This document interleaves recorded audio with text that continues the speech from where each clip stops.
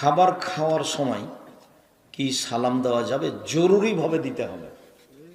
বলছে যে ভাইজান আপনি খাচ্ছেন সেজন্য সালাম দিলাম না, মনে কিছু নিও না। আরে এতটি কথা চলে, খাচ্ছেন আপনি সেই জন্য সালাম দিলাম না, মনে কিছু নিয়েন না, এতটি চলে। আর আসসালামু আলাইকুমই চলে না।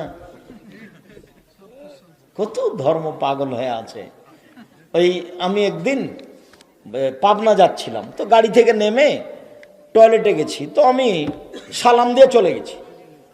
তো টয়লেট থেকে ঘুরে এসে ওই লোকটা অজু করছিল, তখন আমি সালাম দিয়ে গেছি। তখন আমাকে বলছে একটা ফতোয়া বলি, বলেন আপনি কি করেন? আমি বলছি করি কিছু। কি করেন আপনি? আমি কিছু করি, পড়াই, টুকটাক পড়াই। তো বলছে অজু করার সময় সালাম দেওয়া যায় না। প্রমাণ? না, যায় না। প্রমাণ? যায় না। যখন 2-3 বার হয়েছে তখন আমি আব্দুর রাজ্জাক বিন ইউসুফ বলছি, কিয়ামত পর্যন্ত সময় থাকলো এটা প্রমাণের জন্য, আর আমার সময় থাকলো হায়াত পর্যন্ত। কোনোদিন যদি প্রমাণ হয়ে যায় তাহলে আবারও তোমাকে বলছি, আমি আব্দুর রাজ্জাক বিন ইউসুফ আর জাতির সামনে যাব না, দেবেনগরে বাড়ি চলে যাব।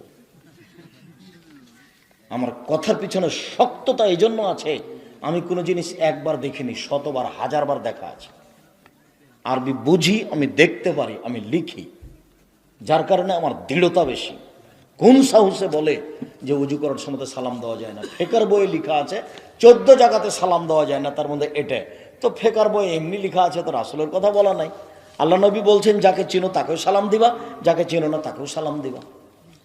তো উজু করছে মুসলমান, সালাম দেওয়া তো নিষেধ নেই। অজু, খাওয়া, পেশাব, পায়খানা সব জায়গাতেই সালাম দিতে হবে, কিন্তু পেশাব পায়খানায় থাকলে ও উত্তর দিতে পাবে না। আমি সালাম দেবো আসসালামু আলাইকুম, ও পায়খানা করছে, পেশাব করছে, কিন্তু উনি উত্তর দিতে পাবেন না। উনি উত্তর কখন দিবেন? বের হওয়ার পরে, উঠে। ও সালাত আদায় করছে, আমি সালাম দিব, উনি মুখে ওয়ালাইকুম সালাম বলতে পাবে না। কিভাবে? দেখেন, আঙ্গুল উঠাবে। সালাম দেওয়া যাবে না এরকম পৃথিবীতে কোনো জায়গা নেই।